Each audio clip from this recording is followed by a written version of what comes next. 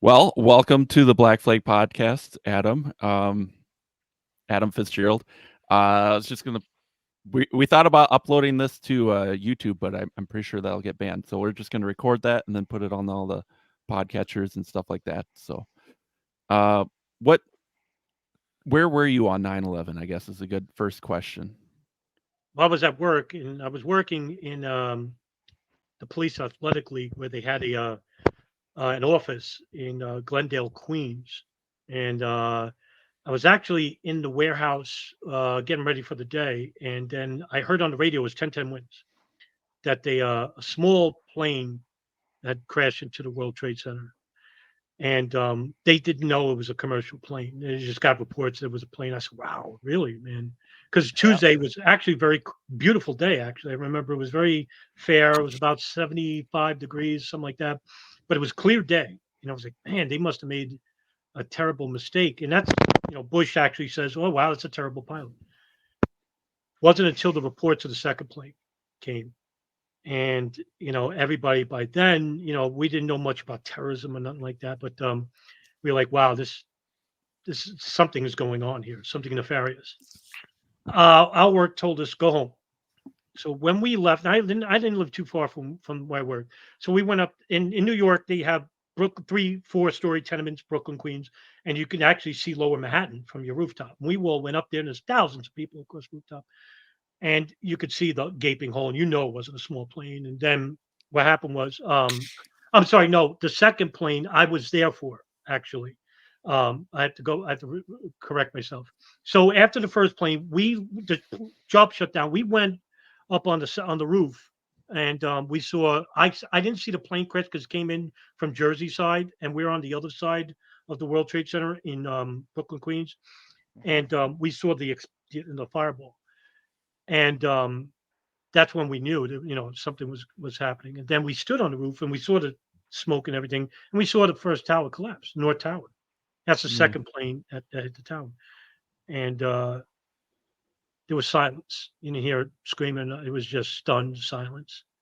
The Mm. second tower fell, and then we started hearing the faint whispers of people, crying and whatnot.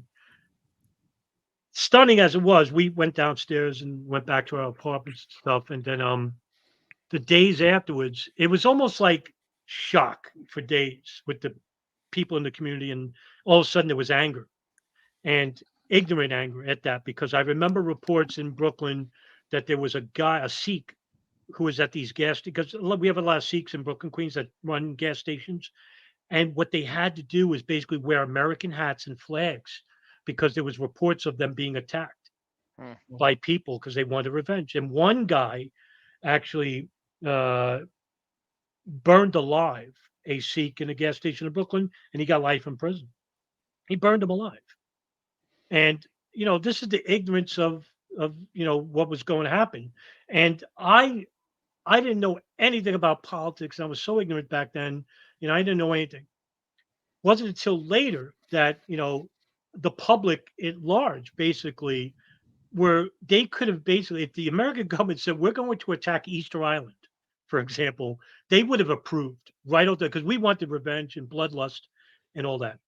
Fast forward years later, I moved to Vegas in 2003, and about 2006, after studying religion that we talked about and stuff, I don't know what made me, but I think I came across an article by the late Justin Raimondo on antiwar.com about the dancing Israelis being, and I didn't know anything about it. I said, wow, is this some crackpot nuttery? And I read the article.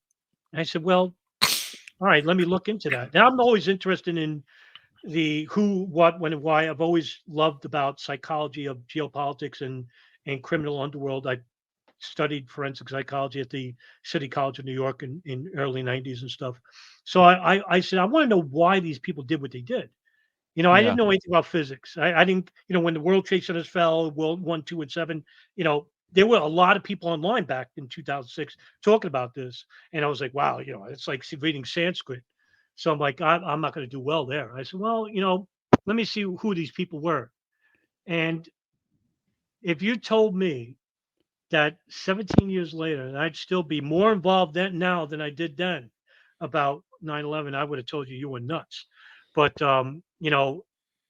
those years, I went from studying about who these people were, that led me to the intelligence committees that were following these people, that led me to foreign policy that were that are being fed the intelligence about these intelligence agencies, foreign and domestic, which led me to believe and led me to study Wahhabism and Middle East culture and Islam and the Quran, and why why there was intelligence communities involved with Israel and Saudi Arabia, and the history there. It was a lot to it was a lot to study. And for Yeah. years, I didn't have viral media. For years, I said, no one's going to listen to me. And, I had this New York accent, no one cares and stuff like that. So I said, there's qualified people talking about this stuff anyway. But what I found to be shocking still to this day is that we had an enormous amount of people spreading just absolutely ridiculous theories. And it wasn't until about 2000 and I want to say 17, 18 that I started doing viral media because I said, you know what? You know, I think these people are doing themselves a disservice. And I always said there's a war on two fronts here.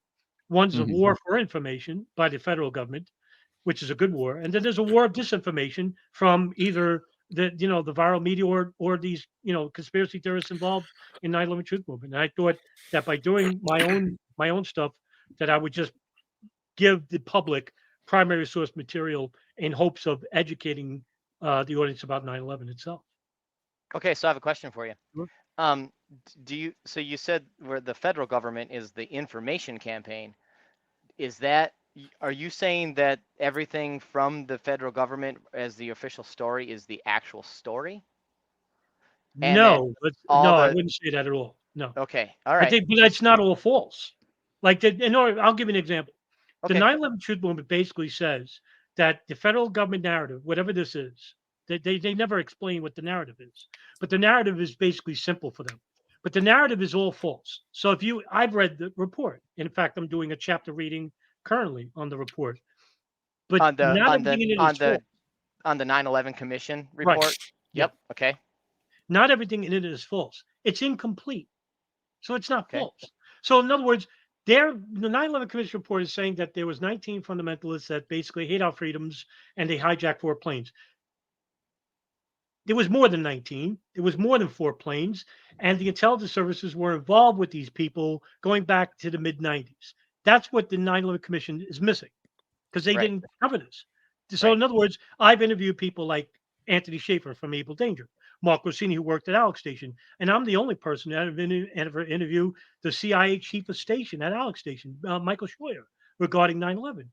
And basically, it's not that I'm special or nothing. I'm just reaching out to these people because they want to talk. Sure. It's 22 Yeah. years later. But they're not telling the truth. Like their stories aren't being heard because they weren't reported by the 9/11 Commission.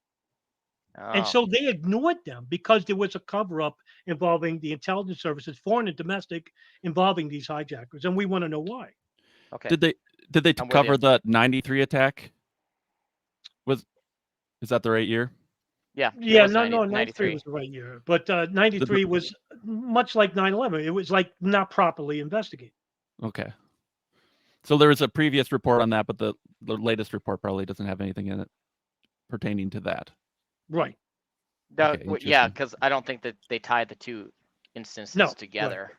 right. Yeah. And they should have, because there is a Yeah, connection. there is a connection for sure. Yeah, there is a Yeah. connection. Right. So And you'll notice in both instances that you have foreign intelligence, Israel, that was involved in the monitoring of one of the 93 bombers, Mohammed Saleh. Actually, his landlord was a Israeli operative, Josie Hadas. Nobody talks about this because it's 93. It happened so long ago, and I get people that tell me, why do you still do 9/11? In fact, a good friend of mine, I had an argument with him today, and basically said, nobody cares about 9/11. And I said, well, maybe, I was going to do a video in response to that and say, you know, tell that to the Guantanamo detainees. I interviewed two of them that, what, you should forget about what happened to you. What about the yeah, victim families? Maybe we should forget about, what happened and just say, let George Tenet, let, Tom Wilshire and, Michael Scheuer and let them all get away with, not telling the FBI there was two hijackers in the country. Let's just forget about it. Imagine saying that. I mean it's one of the most major events that ever happened in modern history in a lot of ways. I don't know if you feel like this way, but a lot of people, I'm younger, but a lot of people feel like there's pre and post 9/11 and how everything changed after that. Certainly with the wars, the escalation and, Yeah. the war and terror and everything. Um, Yeah. I think everything is a ripple effect of 9/11. Yeah, so yeah. I was 18 when 9/11 happened, Hmm. and I mean, so I remember the way it was before, the way America was and the way the world was before 9/11, because I was, an adult, but it was a drastic change, drastic change. Everything So kind of what do you, everything amped up. It seemed like everything got like bigger. Sure, I understand your concern because look, New York changed. New York used to be such a lot of people get New York, the attitude of New York wrong, like we're arrogant, stuff like that. Some people are like that, but they're very proud and very bold people because the Twin Towers basically represent power. And the 9/11 deal, the hijackers, they talked about the World Trade Center for years, even before 9/11. They talk about the attack of the World Trade Center because there was such a huge there were two huge buildings. They represented power and economy in the United States. And basically, if you destroy the Twin Towers, this is where I think there could have been some type of incendiary device to make sure they crumpled. Because I use the example that let's just say the World Trade Centers survived the plane impacts. What would that mean subliminally to the American people? Hey, we took your best shot. Now it's our turn. But if the Twin Right. Towers fell, you know what that means? It basically says to the American people, "Hey, we got to your biggest towers in the world. We can get to you anywhere." I So got it's a damaging effect to the psyche, which is the reason why I'm not against the whole idea of like improvised devices or explosive or thermite, whatever. I'm not the authority to talk about it. That's why I never talk about it. Because Right. first of all, my opinion means nothing. This is one area I don't study. Like I wish I did now. I look back on it because it's part of 9/11, but I'm more interested in geopolitics. So I let other people like David Chandler, Wayne Costa, let them, because they're the experts. Interesting. Okay. So what do you think the motive of putting, you know, those bombs in the towers and also having a plane? Wouldn't you just pick one or the other? Or like if you put the bombs, you already put the bombs in there. What's the point of the plane, I guess? Well, the plane has to be that. Well, think of it like this: the operation was known to the intelligence service before it even happened. So this is my argument: is that the NSA and the CIA were listening to the phone calls of these, and this is not speculation. We know this because Yeah. because it's factual history. So they were listening to the phone calls of Al Qaeda and Bin Laden all the way back. And when I interviewed Shoya, this is why it was a huge interview, is that he actually says back in when Bin Laden was living in the Sudan in '92, see, I knew about him then, and that was only rumor that they knew, but he solidified it that they knew about him even in '92. And I'm willing to say they knew about him before that. But anyway, Well, but they were certainly they listening. did, because What's that? The CIA was supporting him and the Mujahideen against the Russians in the 80s. Well, it's not verified fact that they supported him directly. I think he got an indirect support, but according to Dr. Ayman al-Zawahiri, he wrote a book called "The Prophets Under the Night's Banner," and it's in Arabic. But it basically says that the West made up that idea that Bin Laden received direct funding. Now, what the CIA did was they went through the ISI and basically funded Operation Cyclone. But the Arabs were very wary of NGOs back then, and they didn't want direct funding from the CIA. So in other words, CIA knew this, so they went to directly to the CIA and they gave funding and weapons to them, and then it went to the Mujahideen. And there's two Yeah. factions of the Mujahideen. Don't get them mixed up. You have the Arabs and the Afghans. And 90% of the fighting force was the Afghans. And they didn't want the Arabs there because the Arabs Mhm. are not very good fighters. The Afghans are. But the one thing Interesting. the Afghans have is they have this uh, saying about the Arabs. Well, they're good to die for because they believe in martyrdom and they're willing to die, right off the bat for a good cause for the Islamic Ummah, which is the worldwide caliphate of Islam. Hmm. So that's where they got their direct funding from. Bin Laden had his own money back then. I mean, he was using his father's construction company. So it's like he didn't need CIA money, but he says, and Abdullah Azam, who's a Palestinian imam, basically says too, we'll take the Americans' money, but we'll not support America. Right. So Mhm. they took them. Now you could say that it was a trickle effect through the Maktab al-Khidmat, which is the Afghan Services Bureau. I wouldn't disagree with that. I think that's true, that the CIA basically funded, these radical fundamentalists through there. And I don't think it was they didn't directly pay bin Laden. There's this conspiracy that bin Laden's a CIA asset named Tim Osman, and that's ridiculous. So no, even Al Qaeda basically says that the West made up this to discredit bin Laden and to discredit the works of bin Laden on his own. But here's the real conspiracy: they knew who bin Laden was. Yeah. They knew what they were doing by funding these people. And what happened was they were creating a Frankenstein monster in replacement of the Cold War, because the Cold War was about to end. And it did Absolutely. end. It did end, but they need a new enemy. This is the new enemy. The new enemy is who they were funding at the time. Just like I believe that, who we're funding in Ukraine will be the enemy in just about 2 or 3 years. No, for sure. Yep. Sure. So So that's what when it comes to go back to your question about planes, they heard about and this is speculation. I think they heard about the operation and manipulate the operation. In other words, if they knew that they were going to hijack planes, and this is this is not a hidden secret. They knew Mhm. about these. They were going to hijack planes even back in '96. Yeah. So when they were going to hijack planes, what if they knew about the operation beforehand? Well, you can manipulate the operation before it even happens by wiring the building to make sure it comes down by when the planes smash into the World Trade Center. That's what I believe, but I don't know. okay. So they could trace it back to basically the terrorist instead of whoever planted the bombs. I couldn't tell you who did that, because that Yeah. would be speculation. I think that's irrational, and I don't want to. There's enough we know. We don't probably have to speculate too much. I don't think it's like there's rational speculation and irrational speculation. I wouldn't Right. say it's irrational, but like who would put the bombs in the buildings? Well, I would submit to you, either if it's a lot of people, it's people outside the United States. If it's some people, it could be a mixture of, like, say, special ops or Arabs or Israelis, so, intelligence. I couldn't tell you. People that are specifics, people that know specifics, are not in the United States or are dead. Yeah. And that's what I make the argument for. Like JFK, the guy who shot JFK, he's either outside the United States or he's dead, just to make sure that this guy doesn't talk.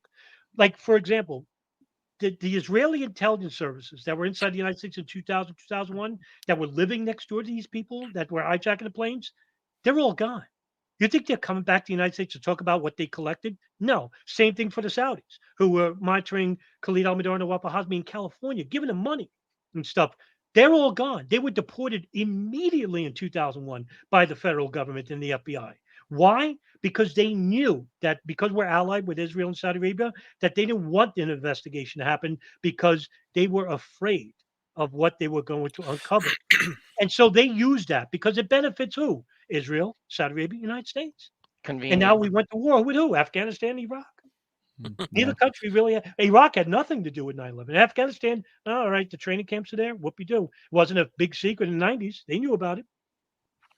So how much do we know, like that? How much do we know about, like, Israel and Saudi Arabia? The extent of their involvement with the 9/11. Pre 9/11, I would say. In terms of like pre-intelligence. And with Saudi Arabia, there's a lot. Israel, it's very little. And it's a very taboo subject, Israel, and you guys should know Yeah, that. yeah. Right? That's Actually gets you in trouble. That's Yeah, why it's we're not on really- YouTube. You're on your way out the door. that's definitely the third rail of American politics. It sure is.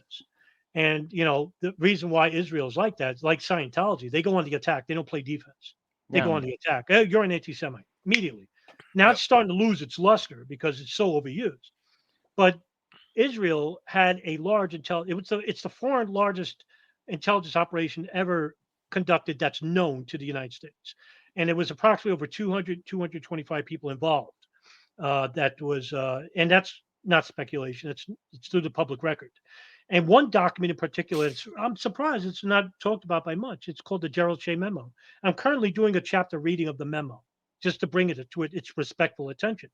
And this guy, Gerald Shea, who's a retired corporate lawyer out of San Obispo, California, basically went on his own dime and basically got all the arrest reports out of these states And in the year 1999, 2000, 2001, what they uncovered was that there was a bunch of Israelis that were selling cheap art that they didn't even do themselves. They just bought it some like store like Walmart or something and tried to sell it at these government institutions like the DA, the FBI, and even went to the homes of these people. You have to wonder, well, how the hell they knew where these people lived? Anyway, they went and sold art to these people. Now, what does that even mean? So I speculate this is that either they want to survey the government layouts of these institutions, or they had listening devices in the yard to listen to the people of the FBI and the DEA. Now, why the DEA? There's a big report the DA report is based upon, and this was compiled in I think 2000 and like one or something like that. And the Salon wrote a great article on this in 2005 or four, and it basically showed that the DEA was investigating a large drug operation in New York, and it was run by an Israeli named Cookie Orgrad, Jacob Cookie Orgrad, who basically is affiliated with a very popular mistress at the time, Heidi Fleiss, if you remember that name. I know the That's going name. back a couple of years, and he basically owned a cell phone store in California. But he was running this big drug operation. Now, what does that even mean? Well, if you're running an illegal operation inside the United States, you can't go to the Knesset. That's the government, like Congress, the U.S. House of Representatives, and go and say, we need $20 million because we're running a black operation in the United States, because it will be rejected right away. So where does operation? Well, it comes from drug money. Just like with CI operations, heroin industry is drug money, black operations. So I speculate this is that to fund the Israeli art student ring and as well as the moving front companies that were following the 9/11 hijackers in the United States, and as well as monitoring the FBI, the DEA, and other government institutions.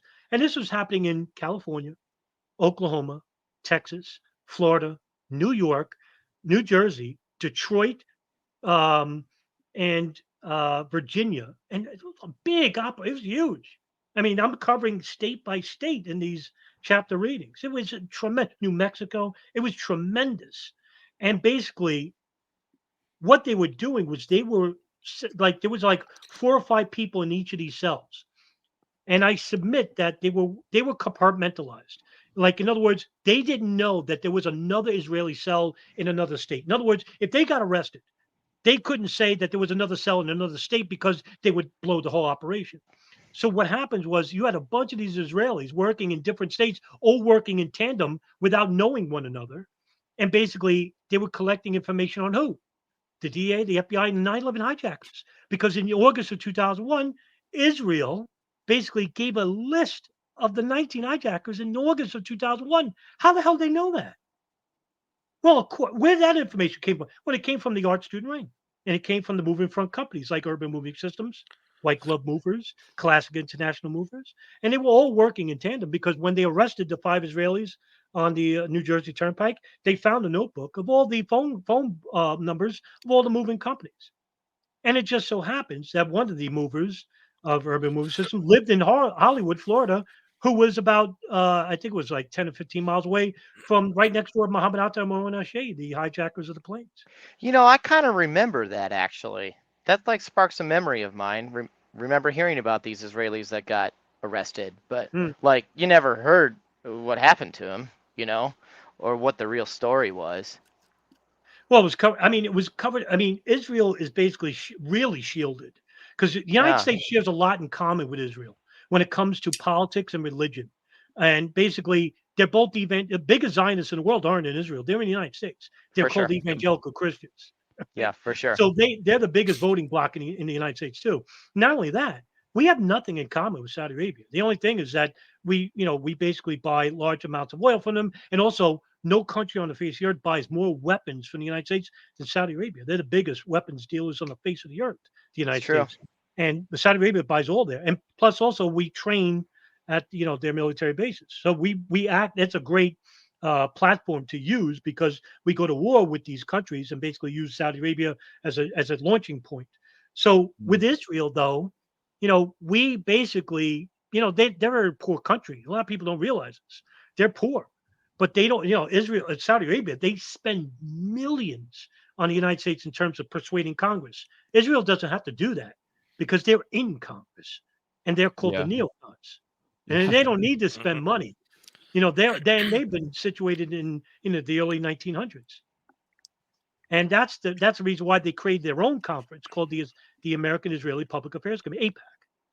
And they're the only country on the face of the earth that has their own conference that talks about not American politics, but Israeli politics and how they could persuade American politics. And what do? Well, they use blackmail, spying operations. They're the best in the world. Saudi Arabia is not. They have nothing in common with the United States. Religious culture, nothing. They're led by a monarchy. It's Wahhabism. We're a Christian nation, supposedly, right? But we have nothing in common with them, but we'll take their money.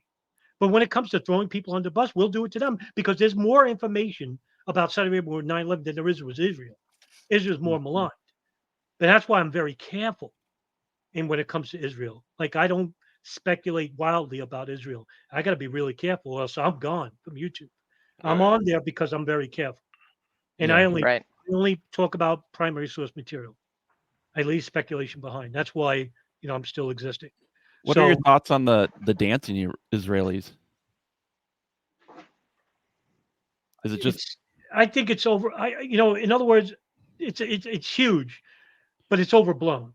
And what I mean by that is that, yeah, it's important they got caught because basically we would have never known whether Israel was involved because it took one woman who basically went outside her apartment in Doric Towers in Jersey City, New Jersey, and she basically used her binoculars to see Lower Manhattan, and all she heard was a noise, and she looked down and saw them celebrate. And because of this, thank goodness she did this, because she took down the license plate of these people, and she waited for her husband to come back from jury duty and says, "Should I report this?" They were celebrating. Who does that? And he says, "Yeah, they could be involved." So when she did that, there was a bolo that went out. And I think the first reports were coming out of Boston. And basically they said, be on the lookout for a New Jersey license plate, blah, blah, blah, urban moving systems on the van. And basically there was a van in Boston at the time. There was also another van in Gramercy Park, Liberty Park. There was also another van going towards New Jersey after all the attacks were done, trying to leave. And it took one Scott DeCarlo, that was his name.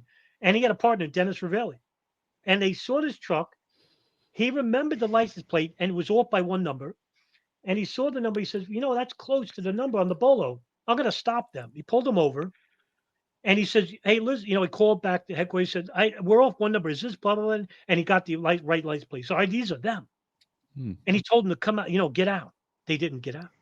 They know English, these guys. And he says, get out again. Now he's worried. Like his partner now goes on the passenger side. He just takes out his gun. Oh, yeah. He drags them out because they didn't want to come out. Strange.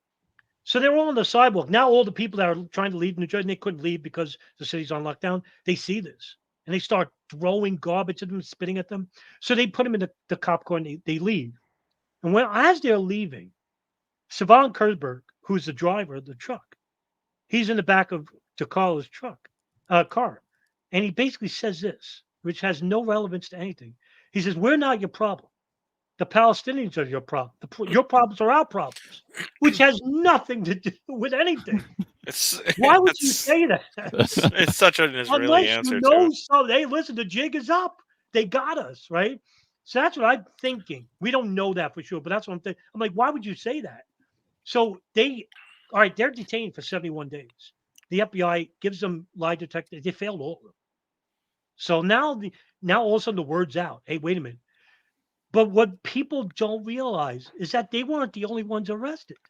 And nobody talks about it. I mean, Ryan Dawson does, DJ Thermal Detonator does, but hardly anyone knows about the next two guys who are much more important, could lead to a bigger conspiracy.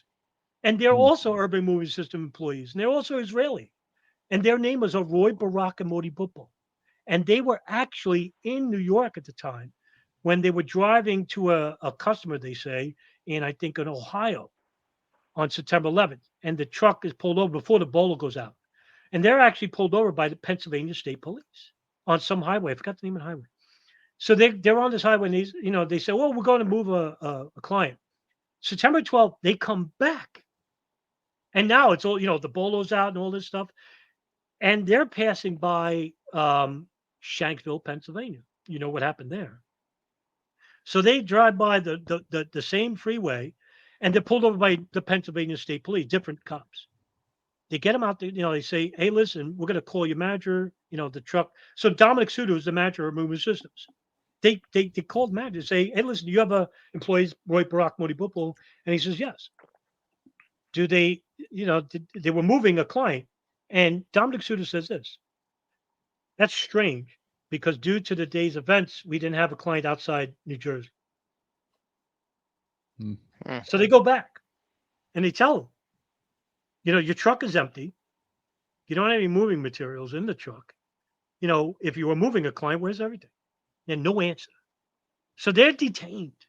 And when they go back, they find something very interesting is that both of the men, unlike the dancing Israelis, who, by the way, it's not suspicious that they were serving in the military because all males and females in Israel at ages 18 to I think 22 or something like that. Could be wrong about the age. They have to serve mandatory in the military. Yep, Hmm. 4 These years. these two guys were in signals intelligence, which makes it really interesting. Now, why is that interesting? Because I speculate this. This is a theory I'm working on currently. Is that they were driving by Shanksville. So there's a freeway that leads into where they were pulled over. And just off the freeway is another roadway that links into Shanksville. Well, why am I theorizing about this? Because my theory is that Israel had a mole inside the plane's operators. The CIA for years have been trying to get a mole inside Al Qaeda, and they were unsuccessful. They don't have Arab linguists. Hmm. Israel basically, I think, had a mole inside the whole operation, and his name was Ziad Jarrah, who's the alleged pilot of Flight 93. And why do I say this? Is because if you look at his family background, for one, his background, he was born in Lebanon, non-religious, friends with Jews and Muslims and Christians. He's a partier, he's a womanizer, stuff like this, and he got along with everybody. He moves to Germany in 1999 with his cousin, and basically goes to university and basically learn. And one of his studies was flight engineering of all things. And what does he do? He goes to the most radical mosque in all of Germany, Al Quds Mosque in Hamburg, Germany, and becomes a radical fundamental. If this doesn't jump out to you as suspicious, I don't know what to tell you. But what's really suspicious, what I'm about to tell you next. After 9/11 in 2011, there was an arrest made in Lebanon. And this guy, Ali Al Jarrah, who's a school teacher, was arrested by Hezbollah and Lebanon's police. What they found was he was an actual mole inside Hezbollah and was working with Israeli intelligence for 25 years. He had a Hmm. brother named Joseph Al Jarrah helping him for the last 10 years. I'm not done. There's an uncle of Ziad Jarrah. His name is Asim Al Jarrah, who is an actual mole inside the Abu Nidal organization, an older fundamentalist organization that predates Al Qaeda, working for Libyan and Israeli intelligence. Hmm. So his whole family is filled with intelligence operatives. So what I'm trying to speculate is this: I think Ziad Jarrah was an Israeli mole. Because if you hear the phone calls on Flight 93, well, the government said, and the FBI states this: 4 hijackers, Ahmed Al Nami, Saeed Al Ghamdi, and Mustafa Al Haznawi are the muscle hijackers, and Ziad Jarrah is the pilot hijacker. Well, the phone calls say, and there's 6 phone calls that say this: hey, we see 3 hijackers, 2 flight attendants, 4 passengers. And you could fit 2 people in the cockpit. There was one guy outside the door, and he has a makeshift bomb. On the Flight 93 is the only flight that where the cockpit voice recorder survives. And we have the transcript. We don't have the audio. The families heard the audio in the trial for Zacharias Moussaoui, the alleged 20 hijack. But the transcripts are available. And if you look at the end of the transcript, it basically there's a guy sitting next to the pilot. He says Saeed up down in Arabic. And in the English, it's Saeed up down. Saeed Al Ghamdi is a muscle hijacker. What's he doing in the cockpit? Flying the plane. Nobody talks about this. So what I'm trying to say is this. I think Ziad Jarrah went to Newark Airport on the day, got on the plane, got off the plane. And I always wondered how the hell could he get off the plane? This is why the theory, I don't dismiss he was on the plane because he actually talks on the plane. They hear him in the cockpit saying, "Please sit down. We took over the plane." That's his voice. But is it a recording playing? I don't know. I don't know. I don't know anything about that. But what I do know is this: you can get off the plane before it got off because TMZ did a great film series called The Fifth Plane. And it was about the fifth hijacked plane that nobody talks about, Flight 923. And I talked about this for years. It was a podcast episode I did 2 years prior to TMZ's article. And anyway, they show you how you can get off the plane. There's a hatch that leads into the electrical compartment of a plane. And even there's a hatch into that leads into you can get off. Hmm. Who's to say that J.R. Jar got on this plane, got off, got into the the compartment after the plane is hijacked? He goes in the compartment. He gets. I mean, I'm sorry. Before the plane is hijacked, goes in his compartment and leaves, and just gets off. And meanwhile, they're taking off, and then the hijacker's like, well, we might as well just go on. Okay, so And I'm confused on the timeline for a second, though. Sure. So was Flight 93 it was hijacked while it was still on the ground? I don't remember that. I don't. No. It wasn't hijacked when it was on the ground. I think that he got off on the ground. Okay. That's one way to get off. He could. So- You can also exit if you're taking a plane. You can get off where the It's got it's a connection to the plane itself, where the baggage. If there's a late baggage, they go up through this stairway that leads into the hallway before you get into the plane. Yep, You know what I'm Yep. talking about? I do. There's a hatch there. Yep, There's a hatch there. So that connects to the baggage that could be a compartment. by the way, it's all theory, it's speculation. So that's what I'm saying. But he could have got off that way. I don't know how he got off, but I don't dismiss the fact that he got off the plane because, like I said, he made 2 announcements on the plane. But I don't know if it's recording or not. I don't Yeah, know. because if he was an Israeli mole, you would think that he wouldn't go down with the plane Right. unless the airplane didn't make it to its destination and it was going to get landed someplace was possibly the plan. Was he recorded later in the flight? Yes. Yeah. Okay. Yeah, Interesting. because he actually announces while the plane is hijacked that we have a bomb on board. Please sit down. And he says it twice. And people that trained with him in Florida says, yeah, that's his voice. But later on, thankfully to DJ Thermal Detonator, he gave me information about 2 or 3 years ago. My mind is shot. But there was some Arabs in New Jersey that bought equipment, and I forgot the name of the equipment. It was radio equipment where you can contact the plane in the air from the ground. And they went to this store that basically, I think it was in the summer of 2001, that they tried to buy this equipment, but basically they couldn't or something like that.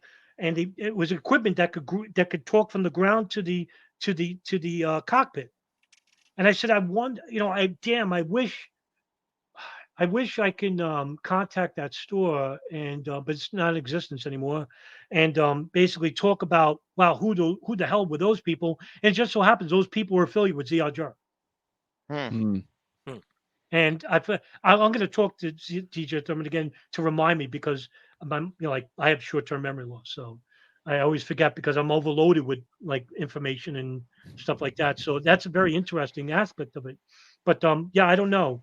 But that's a theory of mine is that Ziad Jarrah was an Israeli. Well, now also too, if you want to ensure that he's that hey, we don't want him talking, well, he's dead.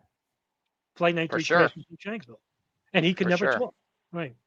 But Yeah. it just so happens in the debris field of Flight 93 is the passport of Ziad Jarrah. And I speculate that the 2 guys, Morty Barak, Morty Bupple, they threw his passport in the debris because it was such a large field. Mhm. And they just, that's the reason why they drove nearby it. A theory of mine. But anyway, there was a business card. And on the business card was Asim Al Jarrah. And on the back of that business card was a number of one of the major planners of 9/11, Ramzi bin Al-Shib, Marenstraub, Germany, in the house where Muhammad Atta and Mohammed al-Shahid lived. Now, how the fuck did that happen? But nobody talks about this stuff. So, it's amazing because it shows a deeper connection. Hey, you want Israel involved? You want to see a bigger conspiracy role? Well, here it is. Stop blaming Israel for everything. They're not the only country that hand in pre-intelligence. Saudi Yeah. Arabia's involved, the United States, CIA, NSA. But no, people would rather keep it simple. I always say with the fringe conspiracy theorists that I often wish that 9/11 was as simple as they made it out to be, because I wouldn't have pulled out every strand of my hair. Yeah. Yeah. No, I wish it was simpler too, because yeah, it's hard to keep up. I mean, you've been doing this how many? 17 years, 16 17, years? yeah, 17. Yeah. I mean, and the amount of information you gotta just consume, and the story keeps unraveling, I suppose. Well, And yeah, and then like sorting out all the bad takes too, you know. I mean, there's probably, I guarantee you there's some things that I've heard about 9/11 that make sense to me in my little brain that are probably not true, you know? Like Sure. this, like the whole 9/11 truther movement or whatever. I mean, I kind of know that that's not the story, but I'm Right. sure that there's elements of their story that have infiltrated into the what I believe is to be true, you know. Even though I know everything, a lot of the stuff they say isn't true, but do you think they had they like a lot of people knew it was coming, I suppose, in the intelligence and whatnot. Do you think anyone in the buildings knew? Because I think Brett, what's the guy? Richard Grove. Oh yeah. He kind of talked about that's what kicked him off, is that he knew people that knew it was seemed to know it was going to happen. They told him to stay home from work or whatnot, or he had people stay home from work that day that he was kind of surprised about. It's a bold claim. Yeah. I would say this: people in the buildings that knew the attacks were coming would spread like wildfire in the World Trade Center. And there's a big conspiracy that 3,000 Jews didn't show up, and that was created by Saudi Arabia media. And who spoke Oh. about that? Okay. The murdered journalist Jamal Khashoggi actually came out in 2003 through Memory TV and addressed this issue, because somebody said 3,000 Jews didn't show up. He goes, "That's not true." He goes, "That was actually made by Saudi Arabia to throw Okay. up the fact that Israel is involved with 9/11, so that Saudi Arabia doesn't become investigated." Mm. So I thought that was interesting, because Jamal Khashoggi's murdered, right? He's actually murdered in the Turkish embassy. Um, but nevertheless, do I think that there were people that may have had like a knowledge that an attack was coming? I wouldn't disagree with that. Specifics? Now you're making a bold claim. Yeah. Well, wasn't there a lot of like airline stocks that were shorted like Yeah, that's prior to interesting. 9/11 Yeah. happening? Yeah, it was United and American Airlines.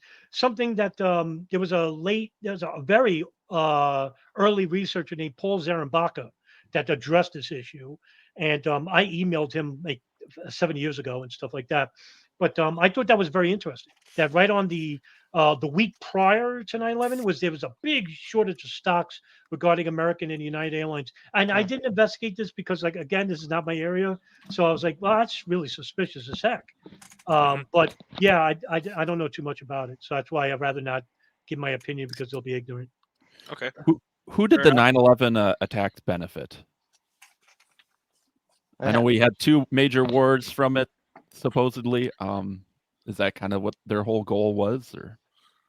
That's a broad question, but I'll Yeah. answer it the best I can. Well, in terms of simplicity, three countries benefited majorly, and that's the United States, Saudi Arabia, and Israel, because we went to war with the countries that they perceive as the enemy. For Okay. Saudi Arabia, it's a religious enemy, Iran, right? Iran, Iraq, and they want to be the only Sunni power in the Middle East. Well, In- who did we go to war with? We went to war with Libya, Syria, Joint Strike Pakistan, Iraq, Afghanistan. For Israel, it's the entire Arab community. Sunni, Shia, doesn't matter, as long as the United States crushes these people on their behalf. So I would submit to you that those countries benefited. Now, as for additional benefits, military industrial complex, Hmm. Raytheon, Boeing, LG3 Technologies. I could go on. The procurement of missiles, bullets. We went to war with Afghanistan, the longest war in U.S. history, 20 years. We spent 3 trillion on that war. 3 trillion yeah. on that war. Now, Iraq was an additional benefit, because Bin Laden basically said to his son Hamza, said that he had no idea that they were going to attack Iraq. He said that was great, because the attack if 9/11 was to draw the United States into like Soviet Union, to drag them into a useless war where they could hurt they knew they couldn't beat the United States military. So what they wanted was they went to overextend. So when the attack, in other words, in 1990, when Bin Laden attacked the embassies, He thought that Clinton would basically come to Afghanistan and create the war. But he respected Clinton and says to his son Hamza, he goes, Clinton is smart, smarter than Bush, because he basically all he sent was missiles to Afghanistan, the training camps or whatever. He goes, they didn't send the military. So that's why we took the war to the United States. And we went and hijacked their planes and crashed them. And basically what happened was the United States overextended. And the additional benefit was Iraq. And so bin Laden looked like a genius because now they're spending trillions into these two useless wars that had, just about nothing to do with 9/11. And then an additional benefit after bin Laden's killed was Syria and Libya. And my God, you know how much money we spent in the last 15, 20 years on these wars? It just devastated the economy. And now with COVID, I mean, Jesus, Christmas. I mean, we're hurting financially. Really Yeah. bad. Yeah. It's terrible. So I think a lot of people benefited. It's easy to say, "Oh, Bush knew and Cheney knew." That is simplicity. You want that idiot to know about specifics on 9/11? He's in front of the camera. You don't want that guy talking about specifics. I think the president was on a need-to-know basis. Hey, look, Yeah. do I think that there was an attack upcoming? Sure, because in August of 2001, that presidential daily brief that everybody talks about says, "Hey, listen, Bin Laden's the head of the presidential daily brief was Bin Laden determined to strike in the United States." And they even lied about that. Condoleezza Rice went to 9/11 Commission and said, no, Bin Laden to strike the United States. In other words, to strike it from abroad. No, they were inside the United States. And everybody knew. The conspiracy is that, they had little information. No, they had overwhelming information from all over. Hey, red lights. They're in the United States. They're training at flight schools. They're going to hijack these planes. And Yeah. they did nothing in terms of security. And it wasn't just 2001, 1996. They even had the threat matrix after the Pachinko plot, which was a transnational plot to put 12 bombs on 12 planes. And when they arrested one of the co-conspirators, Abdullah Kimarat, he told Philippines investigators there was a hidden plot to that. And the hidden plot was this, that there were hidden cells in 96. They were going to hijack 10 planes and crashed them all over intercontinental United States. And that's where the 9/11 operation came from. Because who was in charge of that operation was Ramzi Youssef, the 93 World Trade Center bomber, and his uncle, Khalid Sheikh Mohammed. And the idea came from 9/11 idea came from Pachinko. But it just goes to show you that they were inside the United States in the 90s, and the intelligence community knew about it. That's the real conspiracy. So why did the intelligence community not basically warn the FAA or IRS, INS, Immigration Naturalization Service, to have stricter security measures and warn us about these Arabs coming in the United States? I've interviewed Ken Williams, a Phoenix FBI agent, who gave a Phoenix memo, the infamous, hey, you got radical fundamentalists training at flight schools in the year 99, 2000. When ignored. Nobody acted on it. Huh. So you have to ask yourself why. Well, it's because the establishment wins, no matter what happens. I mean, you can't fight against a determined small group of people that are already inside your country. And so if they successfully win, then they can amp up their security measures and amp up their power and have this security industrial complex that we have now, the TSA and the rest of it. And I would submit to you, let me put my tinfoil hat on for you. So I would submit to you that, look, if they knew about the operation beforehand, the intelligence community, and said, we could really take advantage of this. The Patriot Act, North American Defense Intelligence, NDAA of 2002, 2003, warrantless wiretapping of Americans, war with Iraq and Afghanistan. Hey, we need these attacks to happen so we can actually take benefit for it and take advantage of it. Is that so much out of the conspiracy box? I would submit to you, no. No. Because that's exactly what happened. Right. Well, right. and Do you think they're going there's to do it again? Sure. I mean, look. well, what do you think COVID was? Just a different sure, iteration of it. Look what happened Sure. there. Yeah. Just And hardly anybody fought back. No, Mm-hmm. very few. Very There few. was a comedian on TikTok once, and I don't watch TikTok. I was on Twitter, and basically says, I always said for years that I would fight back against tyranny if the Germans. I've seen that video. I've seen that one. It's so funny. He goes, I became part of that. He goes, I took the shots and everything. He goes, we didn't do shit. I thought that was funny. That was a good clip. It's going to show you that the short-term memory loss that people will just, be willing to do whatever the government tells them. Do you think there was any motivation in getting rid of like, didn't they? I mean, the Pentagon always does this. They just accidentally misplace, trillions of dollars or something. Didn't something like that happen during 9/11 too? Do you think it was partially a cover up for a lot of the stuff that was going on in the buildings, or? Yeah, this is a huge issue with the truth Yeah. movement. Oh yeah. 2.3 trillion are missing that day or whatever. By the way, it wasn't announced on September 10th. Don Rumsfeld goes before, there's that clip, we didn't account for 2.3 trillion, and that was announced on September 10th. What people don't realize is that he's reading an audit report that was reported back in 97. It was about Mhm. a misallocation of funds, which, Okay. by the way, is about a real conspiracy about waste funding. There's no waste spending bigger than the Pentagon. They freaking forget it. Hmm. And what happened was in 1999, in March of 2000, the Associated Press released a report about the non-allocation of 2.3 trillion. This is March of 2000. So it wasn't a big issue. And Donald Rumsfeld brought this up, and I think he was at a procession, a military procession on September 10th, and brought this up at the military procession about the Pentagon misallocation of funds, and we're trying to rectify the issue. And it just so happens that on September 11th, Flight 77 actually crashes into the one area of the Pentagon that was under renovation, and it just so happens that under renovation was the Naval Operations Command that was investigating the non-allocation of funds. So if you want to say that, oh, somehow that the plane is remotely taken over and basically crashes directly into that, I wouldn't necessarily say that was irrational speculation. Although I would have to say that, boy, that's a real stretch, because if we're talking about remote control planes, then that means that the plane should have made a huge turn, which it did over Virginia, because if it was remotely controlled, it would have went straight into, it wouldn't have made the loop that it did. Mm, yeah. Just like 93. If 93 was remotely controlled, why did it crash into a target? Mm. It should have crashed into the Capitol, which was what Khalid Sheikh Mohammed wanted. But then when you listen to the phone calls, which nobody really does, they announced that they're going to crash the plane. Which, by the way, they're the only hijacker to do this. They tell the people we're crashing a plane into the White House. Oof.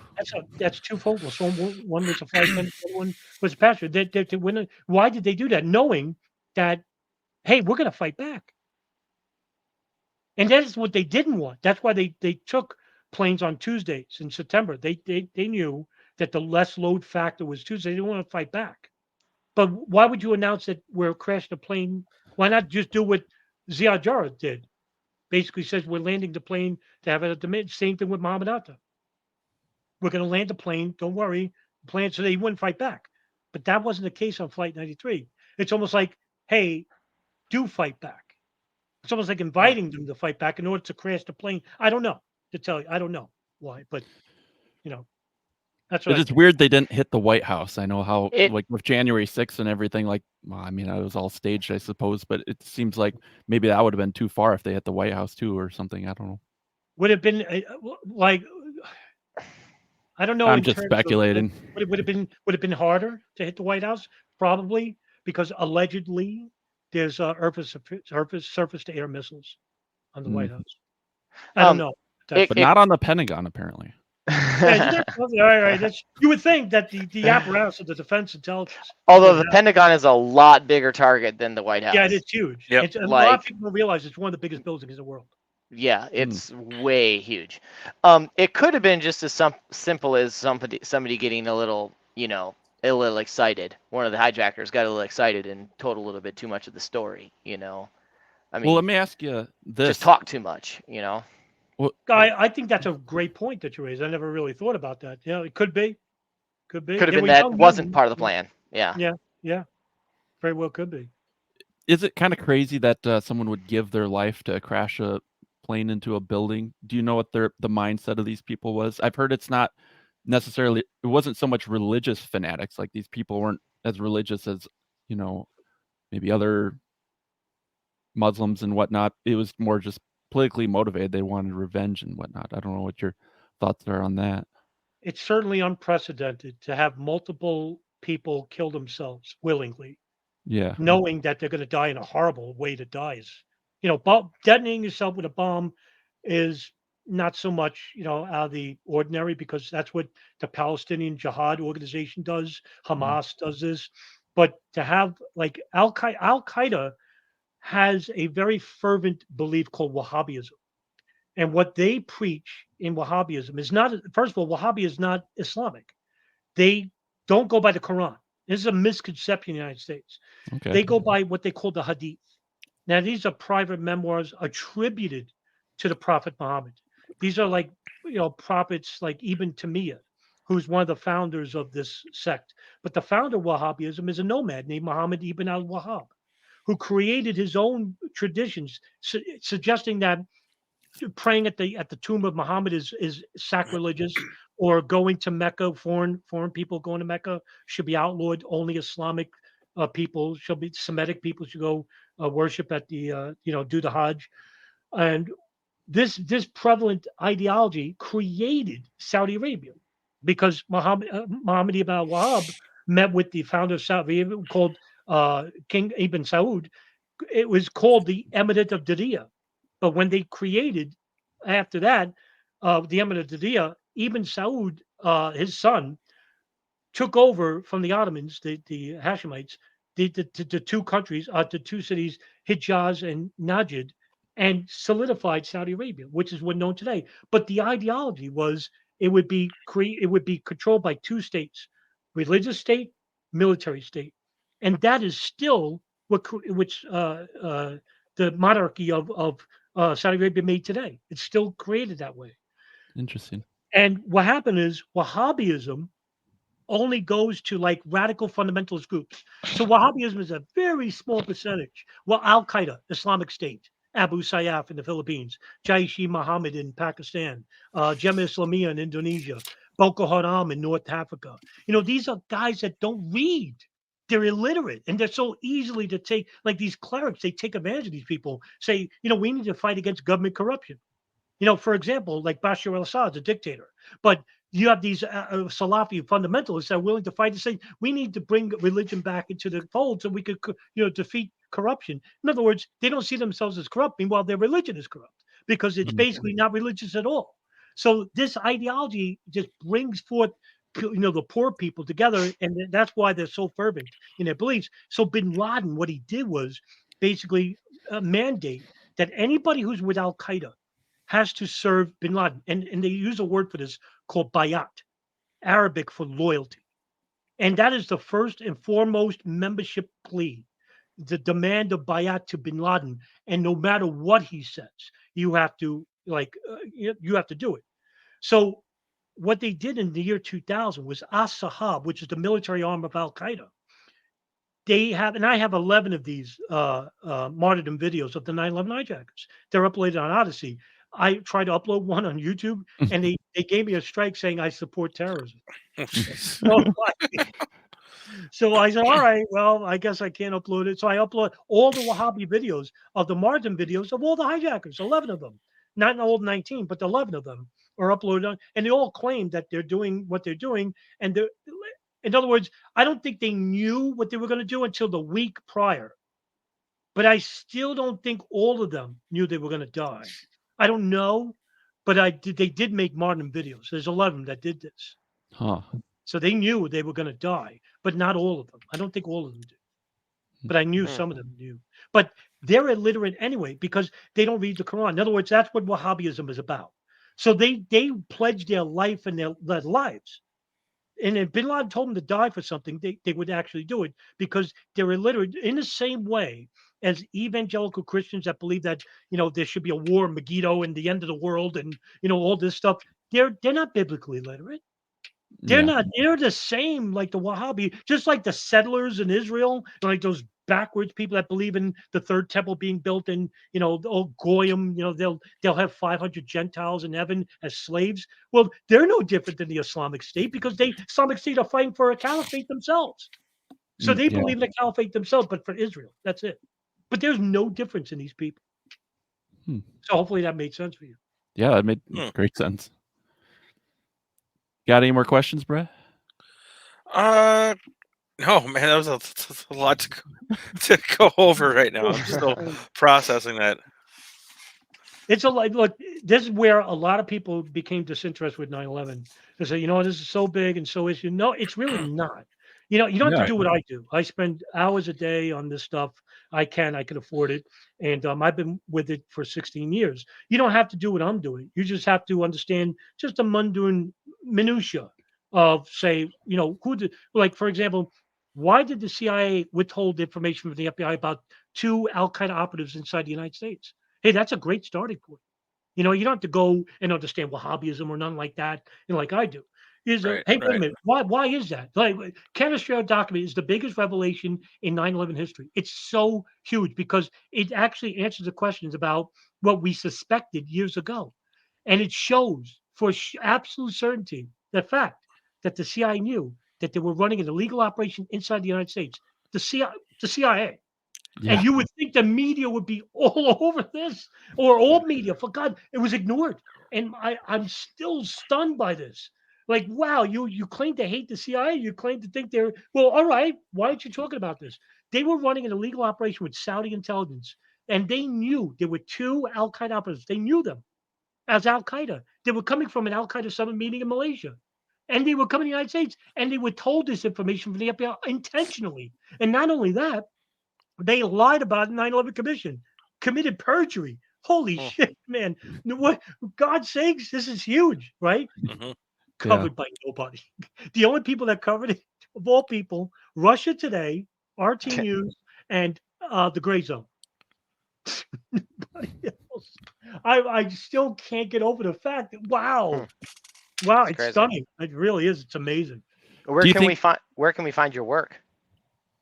Oh, you can easily just Google my name and 9/11. I come right up. Okay. But I'm on YouTube. I use my real name. I'm not afraid. Like I want, like if I'm saying something wrong, I want people to, say, hey, listen, you got this wrong. I want to Yep. be. I only want to report primary source material, not opinions and speculation. I want to educate the public.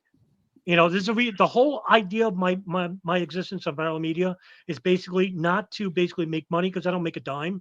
And what I do is I want to offset the misinformation and educate the audience properly and responsibly about these attacks because I want to hold people responsible. I could Yeah. easily watch a Yankee game like I followed the Yankees for 30 years. I don't watch them anymore. How could I go back to that ignorant life?